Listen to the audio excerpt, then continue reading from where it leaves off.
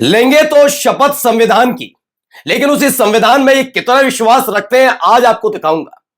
क्योंकि मसला यह है कि इस संविधान के अंदर जो लिखा हुआ है उससे इन्हें कोई फर्क नहीं पड़ता, इन्हें सिर्फ पद चाहिए। और इस संविधान को न केवल कभी इन्होंने पढ़ा और पढ़ भी लिया हो तो उसमें विश्वास तो तब करेंगे जब तक सत्ता रहेगी। विपक्ष में रहते हुए भी अगर इस तरह के बयान या इस तरह की कार्यशैली रहे तो भी यह संविधान विरोधी है, क्योंकि हर एक नागरिक का कर्तव्य बनता है कि संविधान का सम्मान करे। लेकिन क्या बीजेपी के नेता और खासकर बीजेपी के मुख्यमंत्री ये करते हैं?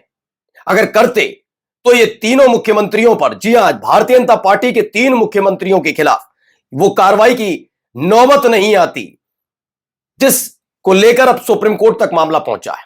तो क्या वाकई योगी आदित्यनाथ, तो क्या वाकई असम के मुख्यमंत्री हेमंत बिस्वा शर्मा, तो क्या वाकई उत्तराखंड के मुख्यमंत्री पुष्कर सिंह धामी की कुर्सी जाएगी? क्योंकि संविधान के तहत जिस तरह से व्यवहार और आचरण रखना चाहिए वो इससे कोसों दूर नजर आते हैं। एक वर्ग विशेष, एक समुदाय विशेष के बारे में बोलते बोलते कई बार ऐसे बयान भी दिए जाते हैं जिसकी पूरी तरह से मनाही और अपराध है एक तरीके से संविधान के तहत। यही एक मसला है जो सुप्रीम कोर्ट पहुंचा और अगले 24 घंटे के अंदर एक बड़ा फैसला भी सुप्रीम कोर्ट के दरवाजे से बाहर आ सकता है। तो क्या होने जा रहा है आज आपको दिखा रहा हूं। नमस्कार, मैं हूं प्राज्वल गौतम और आप देख रहे हैं खबर चौक। आपको पता ही है, अभी हाल ही में एक रिपोर्ट आई थी भाई। इस रिपोर्ट में साफ साफ लफ्जों में कुछ चीजें लिखी थी। क्या लिखा था? उसमें बताया गया था कि जो एक रिपोर्ट है 2025 की, जिसमें कई मुख्यमंत्रियों का जिक्र था, कई नेताओं का जिक्र था और कई संगठनों का जिक्र था कि उनके नेता कैसी भाषा शैली का इस्तेमाल करते हैं। आप जानते हैं, कई नफरती भाषण और कई नफरती बयान दिए गए। अगर कोई हिंदुवादी संगठन से जुड़ा या किसी भी संगठन से जुड़ा हुआ व्यक्ति इस तरह के बयान देता है तो मैं भी खुल के कहता हूं कि हां, ये वो भी गलत ही है। लेकिन अगर वैसे ही बयान संविधान की शपथ लेने वाला व्यक्ति दे तो यही काम किया गया। जानते हो 2025 की उस रिपोर्ट के मुताबिक जो पुष्कर सिंह धामी है, उत्तराखंड के मुख्यमंत्री, वो उस पर टॉप पर चल रहे थे। टॉप का मतलब कि वो सबसे ज्यादा उन्होंने इस तरह के बयान दिए हैं जो एक नफरत की श्रेणी में आते हैं। लेकिन अब मसला पहुंच गया है सुप्रीम कोर्ट। हाल ही में हेमंत बिस्वा शर्मा ने कई तरह के बयान दिए, उसके बाद एक वीडियो आई जो हमने आपको दिखाई भी थी। वो वीडियो वाकई आपत्तिजनक थी। वो बात अलग है कि जब सुप्रीम कोर्ट मामला पहुंचा तो उसके बाद फौरन बात कहने लगे, नहीं नहीं, मैं तो जानता ही नहीं। कौन सा वीडियो, कैसा वीडियो? कोई वीडियो पोस्ट हो गया क्या?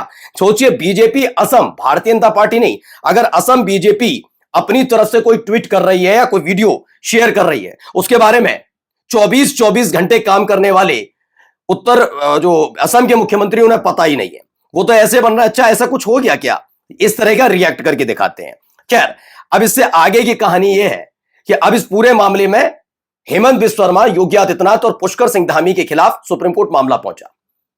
अब इन सब में सबसे पहले हेमंत बिस्वा शर्मा के हाल ही में दिए गए बयान और उन बयानों के साथ साथ जो वीडियो आई और तमाम चीजें हुई हैं उसको लेकर जो याचिका दाखिल की गई उस पर सुनवाई होने जा रही है। तो तीनों मुख्यमंत्रियों की क्या कुर्सी जाने वाली है? पहले देखिए, असम सीएम हेमंत बिस्वा शर्मा के खिलाफ एफआईआर की मांग वाली याचिकाओं पर 16 फरवरी यानी आज के दिन सुनवाई होगी। इसमें क्या बताया गया है?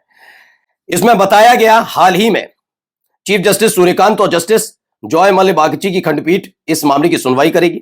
हाल ही में भाजपा असम के आधिकारिक एक्स हैंडल से एक वीडियो साझा किया गया था जिसमें असम के मुख्यमंत्रियों को उन व्यक्तियों पर गोली चलाते हुए दिखाया गया था जो कथित रूप से मुस्लिम समुदाय से संबंधित प्रतीत होते हैं। सोशल मीडिया पर तीखी प्रतिक्रिया और आलोचना के बाद यह वीडियो हटा लिया गया।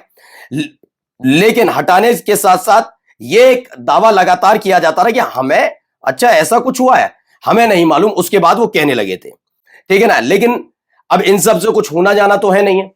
होना तो वही है कि भैया अब कार्रवाई तो होनी चाहिए, क्योंकि मेरे ख्याल से तो कानून सबके लिए बराबर है इस देश के अंदर, चाहे वो साधारण व्यक्ति हो, विधायक हो, मंत्री हो, मुख्यमंत्री हो, कोई भी हो, सबके लिए कानून बराबर होना चाहिए।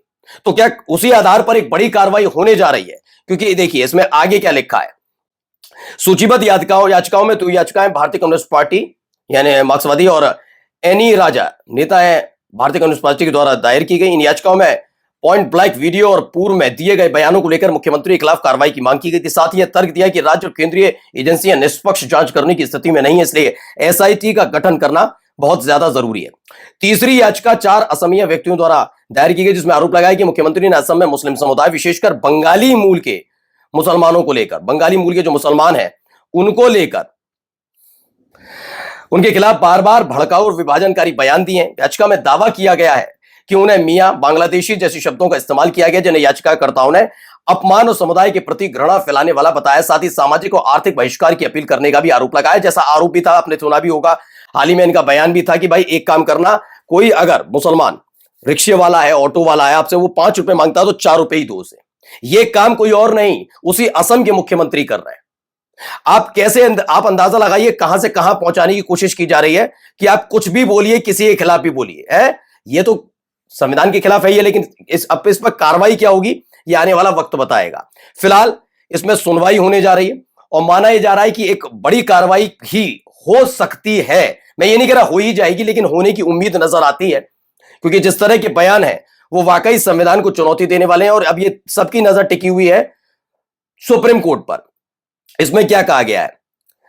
इन याचिकाकर्ताओं में डॉक्टर हिरेन गोहेन, हरे कृष्णा डेका, पूर्व डीजीपी असम के, परेश चंद्र मलाकर और वरिष्ठ अधिवक्ता हैं संतानु बुर ठाकुर, इन्होंने किया है। मुख्यमंत्री के बयानों से समुदाय के खिलाफ भेदभाव, सामाजिक आर्थिक बहिष्कार और हिंसा को बढ़ावा मिला है, ऐसा इनका दावा है। ये पहली याचिका पर अब सुनवाई होने जा रही है असम के मुख्यमंत्री को लेकर। इसके बाद अभी और याचिकाएं हैं, जिसमें खास तौर पर योगी आदित्यनाथ, इसके साथ साथ पुष्कर सिंह धामी के बयान, इनको लेकर भी याचिका है।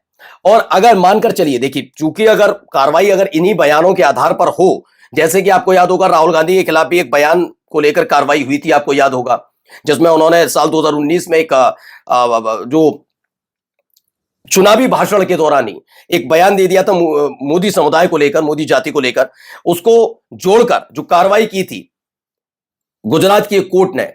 अगर वाकई इन्हीं आधारों पर, बयानों के आधारों पर कार्रवाई होती है, दोषी करार दिए जाते हैं और वाकई कार्रवाई के साथ साथ निष्पक्ष कार्रवाई होती है, तो कुर्सी जाना तो है। जैसे राहुल गांधी की संसद सदस्यता भी चली गई थी, वो बात अलग है, जब सुप्रीम कोर्ट गए तो उन्हें थोड़ी राहत मिली।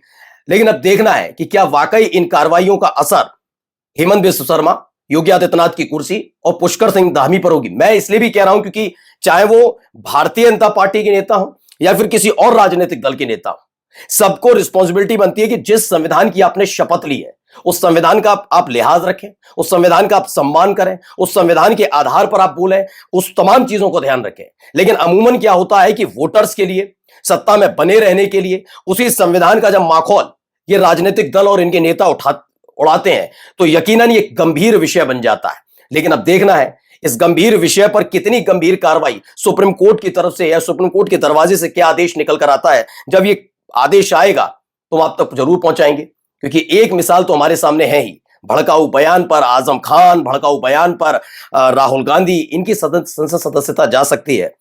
तो ऐसा आधार पर देखा जाए तो इन तीनों मुख्यमंत्रियों के बयान भी बताते हैं कि मुख्यमंत्री के पद पर रहने के लिए इन पर अब कितने विकल्प बचे हैं। नमस्कार। New public inter college Lucknow, admission open. For more information call 0522 282232 और 7755 089585।